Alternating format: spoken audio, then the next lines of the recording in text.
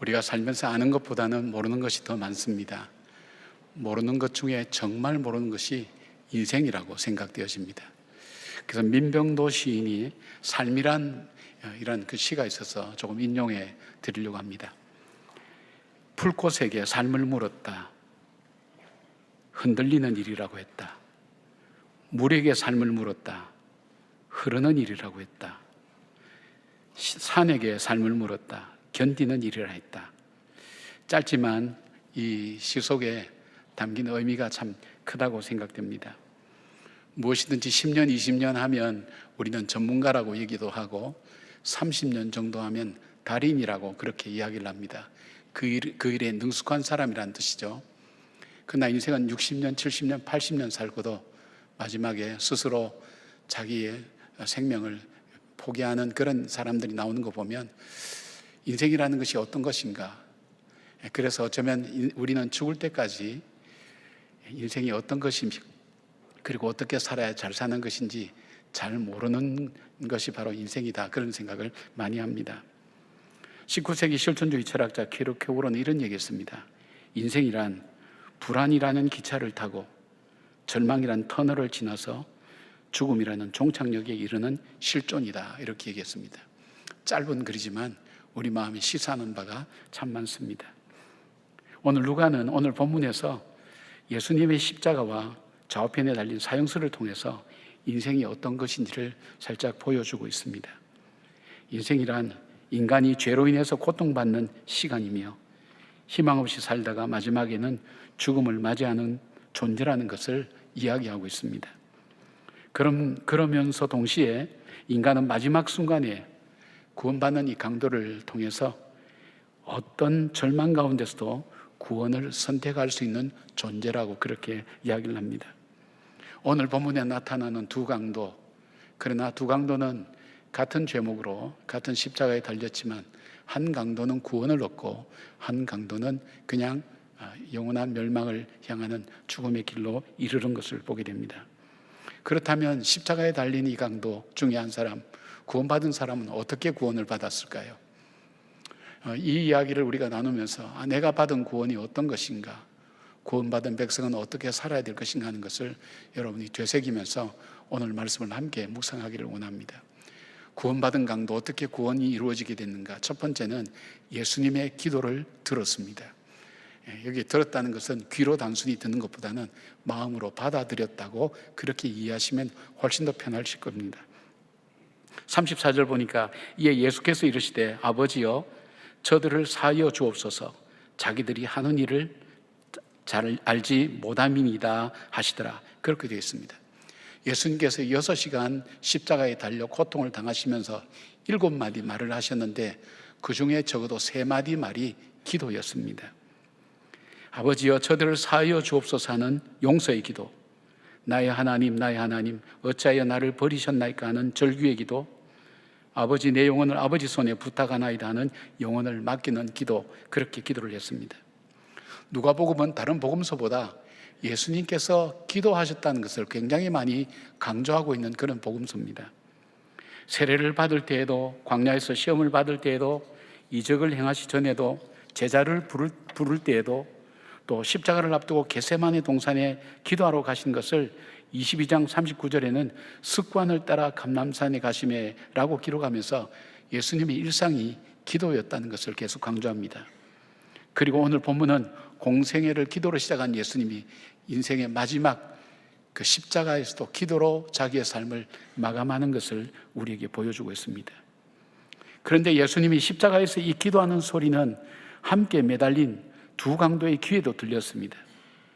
이 사건을 다루는, 동일한 사건을 다루는 마태복음과 마가복음은 조금 다르게 표현합니다. 처음에 이 두 강도 모두 예수님을 조롱했다고 기록합니다. 십자가형 자체가 극심한 고통과 절망과 수치를 주는 것이기 때문에 그들은 자기들이 저지른 죄에 대해서 그 대가를 치르면서도 불구하고 세상을 원망하고 분노와 분통 속에서 억울하게 죽어가는 자기의 인생을 원망하고 있었을 것입니다. 그러기에 그들은 더 깊은 외로움과 고독감이 그 십자가 위에 머물러 있었습니다. 세상을 저주하고 분노할 수밖에 없는 저희들. 그러나 예수님의 기도를 듣고 한 강도는 소망을 보았습니다. 리처드 보캄이라는 학자는 예수님의 이 기도가 십자가에서 죄인들을 위해서 스스로 제물 되시는 행위와 연결되어 있다고 그렇게 강조합니다. 예수님의 기도는 바로 용서를 위한 기도였습니다. 여러분 한번 생각해 보십시오. 이 두 강도가 이 십자가형에 이르기 전까지 그들이 재판정에서 할 수 있는 말이 있다면 한 번만 용서해 주십시오. 한 번만 용서해 주십시오. 그리고 한 번만 살려 주십시오. 얼마나 절박하게 절규했을까요? 한 번만 용서해 달라고. 그런데 그들은 지금 그 용서를 받지 못해서 자기들이 지은 죄값을 십자가에서 고통스럽게 치르고 있는 중입니다. 그러게 그들에게 나는 인생에 있어서 용서받지 못한 인생, 그리고 이 처절하게 죽어가는 외로운 인생, 그 원망과 아픔만이 가득했을 겁니다. 그런데 예수님의 기도 속에 용서가 나올 때에 한 강도의 마음이 울렸습니다. 저 용서? 그렇다면 저 예수님이 용서에 대한 기도를 했다면 저분은 분명히 용서에 대한 것을 알고 계실 거라고, 내 인생도 용서받을 수 있을 거라고 그런 확신과 믿음을 갖게 되었습니다. 그래서 바로 용서와 화목의 제물이 되신 그 예수님께 매달렸습니다. 그들은 자신이 삶에 대해서 법이나 율법으로나 용서받을 길이 없었기에 죄값을 치르기 위해서 죽게 된 것입니다. 그러나 예수님의 기도를 듣고 한 강도는 아직도 자신에게 용서받을 길이 열려 있음을 깨달았습니다. 아무것도 할 수 없는 마지막 순간에 자신의 삶이 원통하게 끝나는 것이 아니라 나 같은 죄인도 용서받을 수 있다는 그 기회가 있다는 것을 깨달았습니다. 이 장면은 십자가를 통해서 전혀 희망이 없는 죄인까지도 구원하시는 하나님의 능력을 보여주고 있습니다. 누가는 사도행전 7장에서 순교당하는 스데반의 기도를 통해 초대교회를 세우는 위대한 사람 사도 바울의 회심을 암시하는 사건을 기록하고 있습니다. 사도행전 7장 54절부터 60절까지는 스데반이 마지막에 돌에 맞아 순교하면서 죽어갈 때의 사건을 기록하고 있습니다. 59절에서 60절은 이렇게 말씀합니다. 그들이 돌로 스데반을 치니 스데반이 부르짖어 이르되 주여 주여 내 영혼을 받으시옵소서 하고 무릎을 꿇고 크게 불러 이르되 주여 이 죄를 그들에게 돌리지 마옵소서, 이 말을 하고 잔이라고 그렇게 말씀합니다. 그런데 58절에 의미심장한 문장을 하나 더 넣습니다. 성 밖으로 내치고 돌로 칠세 증인들이 옷을 벗어 사울이라 하는 청년의 발 앞에 두니라. 이 말씀은 사울이라는 사도 바울의 회심이 다메섹 도상에서 갑자기 이루어진 것이 아니라는 것입니다. 바로 스데반의 순교의 장면, 특히 그의 마지막 기도인 용서를 구하는 그 기도를 통해서 사도 바울의 그의 신념은 깨어지고 금이 가기 시작했다고 그렇게 말하는 학자도 있습니다. 왜냐하면 기도에는 능력이 있습니다. 생명을 소생케 하고 구원받게 하는 은혜가 있는 것입니다. 기도를 하는 사람, 기도를 듣는 사람, 기도를 보는 사람마다 영적인 도전을 받고 그 도전 속에서 소성케 하는 능력이 있는 것을 보게 됩니다. 저는 제가 기억하는 어머니의 모습이 몇 장면이 있습니다. 근데 제게 가장 강렬하게 다가왔던 장면이 있었습니다. 목회를 할 때 지치고 어렵고 힘들고 낙담되기도 하고 어떻게 해야 될지 알지 못할 때에 아무도 없는 이 본당에 홀로 와서 기도해야겠다고 가끔 이제 그렇게 기도 많이 했었습니다. 그래야 되겠다고 이제 지친 마음으로 문을 열고 들어왔는데 보니까 이 큰 본당에 아무도 없는 평일날에 저희 어머님이 이 앞자리에 앉으셔서 간절하게 엎드려서 기도하고 있었습니다. 그 장면이 제게 확 박혔습니다. 그냥 간절한 표정으로, 그리고 큰 소리 내지 않고 조그만 목소리로 계속 말씀하시면서 하나님과 교제하고 대화하는 그 장면, 그게 제 마음속에 확 와닿았습니다. 그 순간 제게 어깨에 짐이 풀어지는 것 같았습니다. 그 장면을 저는 잊을 수가 없습니다. 그리고 제가 사역을 하면서 지치고 힘들 때마다 하나님, 우리 어머니가 기도했죠. 그 기도를 들어주세요. 어머니의 기도를 기억하신 하나님, 제 삶도 하나님께서 들어주시고 어머니의 기도가 제 삶에서 이루어지길 원합니다. 그럴 때에 회복되는 것을 경험을 했습니다. 사랑하는 여러분, 기도는 이만큼 능력이 있습니다. 그럼 어떻게 해야 될까요? 우리가 인생의 마지막을 선택할 수 있다면 분명히 우린 인생의 마지막 5분간이 분명히 있을 것입니다. 어쩌면 그 시간이 우리가 아는 시간일 수도 있고 모르는 시간일 수 있는데, 그러나 아무튼 5분이라는 그 시간은 있을 것입니다. 그때 내가 내 인생을 떠날 때에 어떤 모습이 가장 아름다울까요? 예수님처럼 기도로 내 삶을 마무리하고 하나님 나라로 갈 수 있다면 그보다 더 아름다운 모습이 있지 않을까요? 그 기도를 보는 자녀들, 그 기도를 듣는 자녀들 속에 하나님께서 영혼을 소생케 하고 다시 회복시키는 하나님의 능력이 나타나며 그 기도를 통해서 역사하시는 하나님의 구원의 역사를 우리는 분명히 체험하게 될 것입니다. 축복하기는 여러분의 자녀들이 여러분의 기도 소리를 듣기를 원합니다. 기도하는 모습을 보기를 원합니다.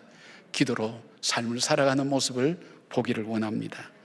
사랑하는 여러분, 바로 이웃과 세상들이 우리가 그들을 위해서 기도하는 그 기도의 모습을 통해서 그들 속에도 이 복음의 거룩한 영향력이, 구원의 길이 있다는 것을 그들이 깨닫고 하나님께로 돌아오는 그런 귀한 삶을 사는 저와 여러분 되기를 바랍니다.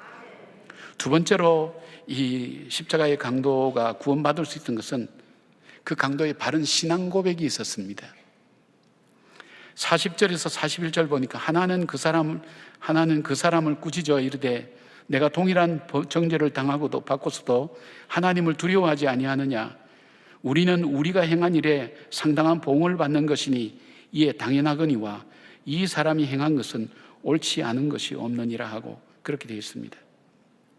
두 사람의 강도 중에 한 사람은 당신이 그리스도면 너와 우리를 구원하라고 조롱하는 대신에 한 강도는 예수 그리스도를 향한 바른 신앙 고백이 있었습니다. 그러니까 믿음의 반응을 하는 거죠. 예수님의 기도에 믿음의 반응을 하는 거죠. 여러분, 우리가 신앙 고백이 성립되기 위해서는 두 가지 조건이 채워져야 된다 그랬죠. 첫째는 믿음의 대상이 누군지를 알아야 됩니다. 믿음의 대상. 그리고 또 하나 있다면 내가 뭘 믿는지 믿음의 내용이 있어야 됩니다. 이 신앙 고백의 구성 요건입니다. 그런데 이것보다 더 중요한 것이 있다면 바로 이 과정에 나가기 전까지 내가 죄인이라는 것을 먼저 깨달아야 됩니다. 이게 뭐냐면 회개입니다. 회개라는 것은 내가 무엇을 잘못했고 이렇게 하나하나 얘기하는 것, 그것도 중요하지만 더 중요한 것이 있다면 내가 하나님 앞에서 죄인이기 때문에 죄를 범했다고, 죄를 범해서 죄인이 아니라 죄인이기 때문에 죄를 범할 수 없는 존재라는 것을 내가 깨닫는 겁니다. 그리고 내가 살아온 삶은 본질상 진노의 자녀로 허물과 죄로 죽은 것 같은 삶, 그래서 내가 지은 죄값으로 인해서 십자가에서 당연히 죽을 수밖에 없는 존재라는 사실을 내가 받아들이고 인정하는 겁니다. 지금 한 강도는 안 받아들이는 거예요. 조롱하는 거예요. 너가 그리스도면 너와 우리를 구원해보라고 조롱합니다. 그러나 한 강도는 이 말씀을 자기가 믿음으로 받아들였어요. 맞아, 나는 내 죄값으로 죽을 수밖에 없는 존재야. 자기 자신에 대해서 절망하는 거예요. 자기 자신에 대해서 절망하니까 어떡합니까? 나에게는 구원이 없다고 포기하는데 나에게 길이 있다고 얘기하는 예수님의 음성이 들리는 겁니다. 예수님의 말씀이 들리는 겁니다. 길이 있다고, 살아날 길이 있다고. 바로 그 예수님의 십자가가, 예수님의 죽음이 내 죄를 사해 주시고 나를 용서해 주시고 구원해 주신다는 그 사실을 믿는 그 믿음, 이것을 합쳐서 우리는 회개라고 얘기합니다. 그리고 또 다른 말로 우리의 바른 신앙 고백이라고 그렇게 말합니다. 잠언 28장 13절 보니까 자기의 죄를 숨기는 자는 형통하지 못하나 죄를 자복하고 버리는 자는 불쌍히 여김을 받으리라고 말씀합니다. 참된 회개는 먼저 내가 죄를 인정하는 것, 그리고 내 자신에 대해서 절망하는 것. 나는 나 자신을 구원할 수가 없습니다. 나는 내 인생을 정말 구원할 수 있는 그런 능력이 없습니다. 나는 이대로 살다가 이대로 죽는 것밖에 없습니다. 나에게는 구원의 길이 없습니다. 나 자신에 대한 파산 선고를 내가 인정하고 받아들이는 겁니다. 그리고 살 길이 십자가를 붙드는 거라는 것, 그 십자가가 바로 나의 죄와 허물을 대신 짊어지시고 나를 용서하시고 구원해 주신 그 예수님께서 나를 위한 것이라는 것을 내가 믿음으로 받아들이는 겁니다. 그래서 사도 바울은 이것을 이렇게 표현합니다. 에베소서 2장 8절에 바울이 편하기를 너희는 그 은혜에 의하여 믿음으로 말미암아 구원을 받았으니 이것이 너희에게서 난 것이 아니요 하나님의 선물이라고 그렇게 고백하는 것입니다. 여기에 믿음은 예수 그리스도의 십자가의 사랑과 용서를 자기의 것으로 받아들이는 것입니다. 이 믿음을 의로 여겨서 구원해 주신 것입니다. 여러분, 십자가에 달린 그 강도가 할 수 있는 것은 아무것도 없었습니다. 선한 행위도 하지 못했고 아무것도 하지 못했습니다. 그가 간구하고 있었던 것은 주님의 은혜를 구할 수밖에 없었습니다. 예수님의 십자가가 내 죄를 위한 겁니다. 나는 죄인입니다. 그 십자가는 나를 위한 것입니다. 주님, 나를 불쌍히 여겨달라고. 바로 그 고백을 통해서 한 강도는 구원을 얻었고 주님의 응답을 받았습니다. 오늘 내가 나와 함께 낙원에 있으라는 그 응답을 받았습니다. 믿음의 신앙 고백에는 하나님의 응답이 오게 되어 있습니다. 이것이 바로 종교개혁의 핵심입니다. 마르틴 루터는 독일을 수도사하면서 신학자로 활동하면서 구원을 얻기 위해서 처절한 고행과 수행을 했지만 그는 여전히 자신의 죄에 대한 두려움, 하나님의 심판에 대한 불안을 떨칠 수가 없었습니다. 그가 진지하게 말씀을 읽고 묵상하는 가운데 로마서 1장 17절에 오직 의인은 믿음으로 말미암아 살리라는 말씀을 깨달았습니다. 구원이 나의 선행에 있지 않구나, 나의 노력에 있지 않구나, 구원은 나의 믿음에 있구나. 그 믿음은 어떤 믿음입니까? 죽을 수밖에 없는 나를 대신해서 십자가에서 예수님께서 대신 십자가에 못 박여 피 흘려주시고 그 피로 내 죄가 사해졌다는 것, 나를 위한 예수님의 죽음이라는 것을 받아들이는 그 믿음을 의로 여겨서 구원해 주신다는 것을 깨닫게 되었습니다. 이것이 종교개혁의 시작이었습니다. 그래서 그는 이거를 강조합니다. 오직 믿음, 오직 말씀, 오직 말씀, 오직 예수 그리스도, 오직 성경을 강조하면서 종교개혁을 시작했습니다. 사랑하는 여러분, 바로 우리가 삶을 살아가면서 우리가 이 사순절 특별 기간 중에 우리가 해야 될 기도가 있다면 바로 주님의 그 십자가 앞에 우리가 믿음으로 응답하는 겁니다. 믿음의 응답이 뭘까요? 신앙 고백이죠. 신앙 고백은 어떤 고백일까요? 단순히 예수님의 십자가가 나를 위한 것입니다 하는 그 구원을 위한 신앙 고백도 되지만 그 예수님의 그 십자가가 나를 위한 것이라는 그 은혜를 받은 자로서 나는 어떻게 살아야 될 것인가 하는 것을 내 자신을 돌아볼 수 있어야 됩니다. 인생이 고달프고 힘들기도 하고 불공평하기도 하고 그리고 시련과 어려움이 닥쳐올 때도 여러분, 나는 정말 그 예수님에 의해서 용서받지 못할 자가 용서받은 구원받은 백성인가? 그리고 지금 내가 생각하는 것, 내가 살아가고 있는 것이 정말 하나님 앞에서 구원받은 자의 삶인가를 다시 돌아볼 수 있다면 얼마나 귀한 것이겠습니까? 회개라고 하는 것은 하나님께서 구원의 길을 열고 축복의 길을 열고 회복의 길을 여는 입구와 마찬가지입니다. 회개할 때 하나님께서 역사하시는 겁니다. 바로 신앙 고백을 담아서 회개할 때 주께서 우리의 길을 여시고 우리를 구원하시고 우리의 축복의 길을 열어가신 것을 기억하시면서 사순절 기간 저와 여러분이 하나님 앞에서 우리 자신을 돌아보며 회개할 뿐 아니라 내가 붙든 그 십자가를 다시 붙들고 믿음으로 든든히 서가면서 살아가는 저와 여러분 되기를 바랍니다. 세 번째, 구원받은 이 강도의 이 삶의 이유는 그는 하나님 나라를 사모했습니다. 42절부터 43절까지 이르되 예수여 당신의 나라에 임하실 때에 나를 기억하소서 하니 예수께서 이르시되 내가 진실로 내게 이르노니 오늘 내가 나와 함께 낙원에 있으리라. 이 구원받은 강도는 예수님이 비록 이 땅에서는 십자가에 달려 돌아가시지만 하나님 나라의 왕이 되실 분인 것을 믿었습니다. 그래서 그는 하나님 나라를 믿었습니다. 하나님 나라의 예수 그리스도가 왕이라는 것을 그는 믿었습니다. 그래서 그는 죄인임이 아무 공로 없지만 주님 나라에 임하실 때에 자신을 기억해 달라고 간구했습니다. 하나님의 은혜를 구하는 것입니다. 비록 이 땅에서 자기의 삶, 내가 내 인생의 주인 되어 보겠다고, 잘 살아보겠다고 내가 결정하고 내가 선택하고 내가 좋아하는 것 했던 그 삶의 결과가 오늘 십자가에서 그 형벌을 치를 수밖에 없는 것이 이 땅에서의 내 삶의 모습이었다면 그 아버지 나라에서는 고통도 아픔도 없는 하나님의 참된 의와 희락과 화평이 넘치는 그 나라가 올 때에 바로 주님, 그 나라 왕이신 주님께서 나를 기억해 달라고 하나님 나라를 그는 사모했던 사람입니다. 이게 낙원이라, 너와 함께 낙원이 있으리라, 이 표현은 성경에도 몇 번 나오진 않지만은 이 낙원이라는 것의 정의는 뭐냐면 하나님과 교제하는 것입니다. 하나님의 임재가 충만한 상태, 내 삶 속에. 그래서 하나님 나라라고 할 때는 우리가 죽어서 하나님의 영원한 나라 가는 것도 하나님 나라지만은 하나님의 임재하심이 내 속에 삶 속에 충만하여서 내가 내 욕심대로, 내 정욕대로, 내 뜻대로 사는 것이 아니라 하나님의 말씀대로 하나님의 통치를 받고 살아가는 그 상태가 하나님 나라가 나에게 임하여서 살아가는 것을 말합니다.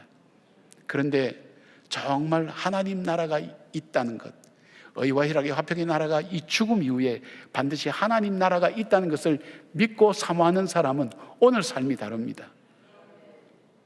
우리에게 참 소망이 바로 이 소망인 것입니다.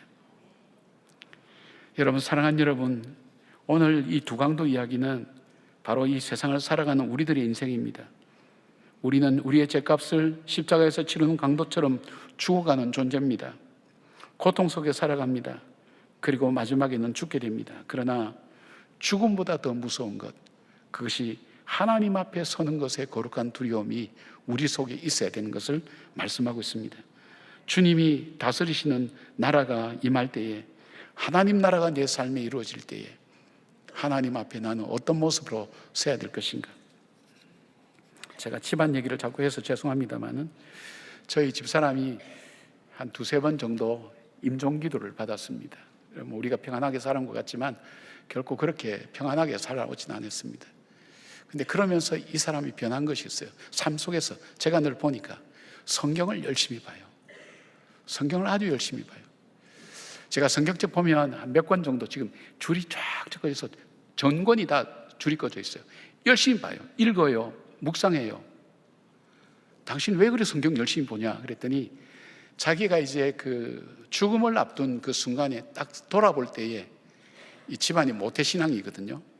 그리고 아주 장로님 가정이고 집안이 대대로 신앙을 찾아서 이 땅에 이 남한에 온 분들이니까, 재산 다 두고 온 분들이니까 대단한 거죠. 그 가정에서 양육됐단 말이에요. 그리고 기독교 교육을 전공해서 신학을 전공했어요. 교회 일도 했어요. 학생들도 가르쳤지만은 교회 일도 했어요. 일도 많이 한 것 같아요. 근데 죽음 앞에 서서 내가 하나님 앞에 설 때 생각하니까 내가 하나님을 너무 모른다는 거예요. 그걸 깨달은 거예요. 내가 하나님 나라에 가야 되는데 내가 하나님을 너무 모르는구나. 성경을 가르치기도 하고 했지만은 정말 내가 하나님을 너무 모른다는 것. 또 하나는 하나님 앞에 한 것이 없다는 것. 나는 하나님 앞에 한 것이 없다고. 사역도 열심히 했죠. 잘했죠. 많은 사람에게 감동도 주고 영혼도 일깨웠죠. 그러나 정말 하나님 앞에서 내가 어떻게 해야 될지 그걸 내가 찾아볼 수가 없었다고. 그래서 사모님들을 열심히 양육해요. 힘든데 제가 그래요. 세대가 이제 딸 세대야. 요즘 들어오는 사모님, 목사님 사모님 전부 다 딸뻘 되거든요. 딸 세대니까 달라 MZ 세대야. 어려운데 그거 괜히 힘들게 하지 마. 그런데 그게 아니라는 거예요. 이 한 사람이 살면 가정이 살고, 이 가정이 살면 목회자가 살고 교회가 산다는 거예요. 그 비전을 갖고 하더라고요. 열심히 해요. 끙끙거리면서 열심히 해요. 제가 막 옆에서 많이 배웁니다. 배우면서 당신이 목회하는 것이 훨씬 낫겠다. 그 생각해요. 성경도 많이 알고 깊게 알아요. 그 변화가 있더라고요. 사랑하는 여러분, 그렇지 않습니까? 우리가 이 땅에서 우리의 삶이 끝난다면 이것뿐이라면 그렇게 살아야 되지만, 우리가 영원히 살 하나님 나라가 있다면 그 나라에 살 준비를 해야 되지 않을까요? 주님과 동행할 때. 근데 나를 구원해 주신 그 하나님을 내가 모른다면 어떻게 하겠습니까? 여러분, 성경을 몇 번 읽어보셨습니까? 그리고 하루에 성경 보는 시간이 얼만큼 되십니까? 내가 하나님을 믿는다고 하면서 그 하나님을 모른다는 것 한번 생각해 보신 적 있나요?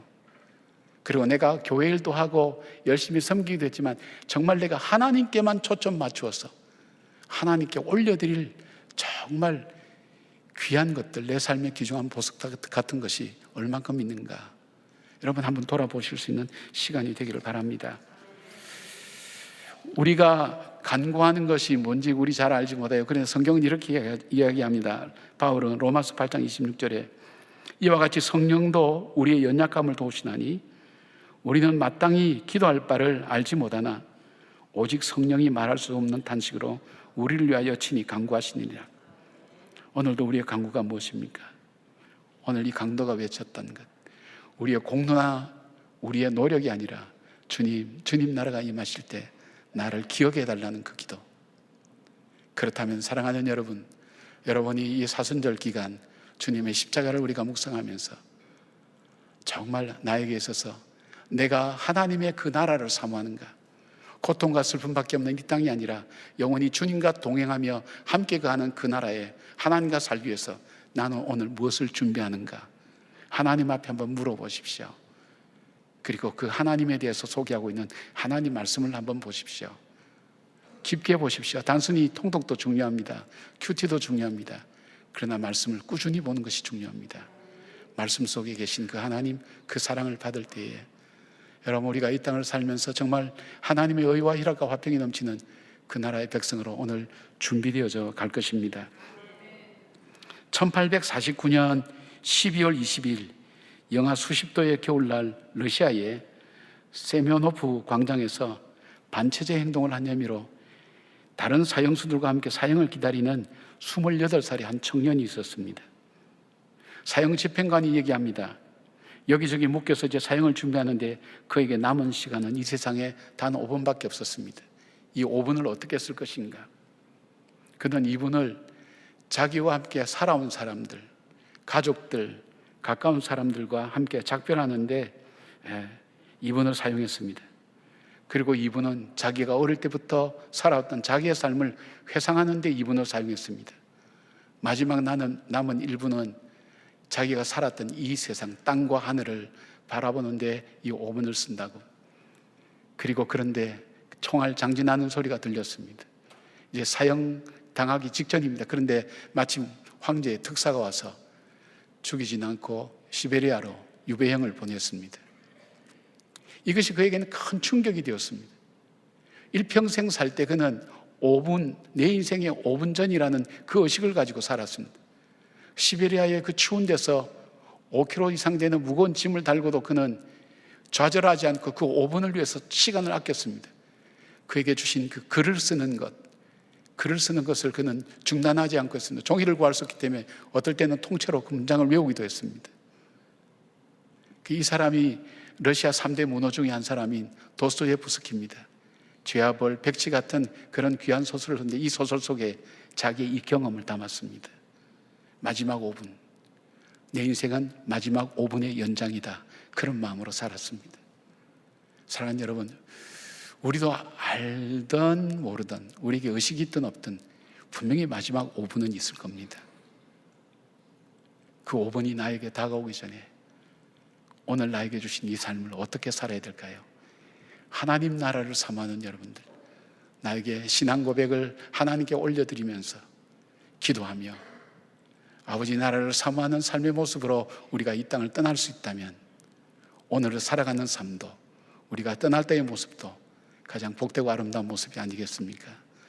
언젠가는 떠날 이 땅을 바라보면서 하나님 나라를 사모하며 믿음 안에서 오늘도 우리 일상 속에서 하나님 은혜를 기억하며 주의 구원을 기다리고 주의 자비를 기다리고 주의 은혜를 사모하는 저와 여러분의 기도와 간구가 되기를 주님의 이름으로 축복합니다. 아멘. 기도하겠습니다.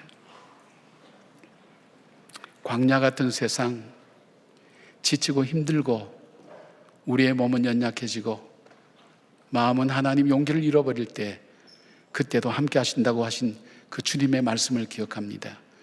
주님의 기도를 생각합니다. 주님, 우리 중에 하나님, 정말 하나님 좌절하고 절망하는 주의 자녀들이 있습니까? 모든 것이 끝났다고 어쩌면 십자가의 마지막 아무것도 할 수 없는 그 강도처럼 내가 이 땅에서 할 수 있는 것은 아무것도 없다고 생각하는 주님의 자녀들이 있습니까? 하나님, 내가 너를 위하여 화와 복과 저주와 생명의 길을 두었다고 말씀하셨습니다. 십자가의 강도처럼 우리 주님의 은혜를 구하는 저희들 되게 하여 주시옵소서. 우리의 기도가 주께 상달되게 하시고 믿음의 응답을 통해서 주의 역사가 일어나는 저희들의 삶이 되게 하여 주시옵소서.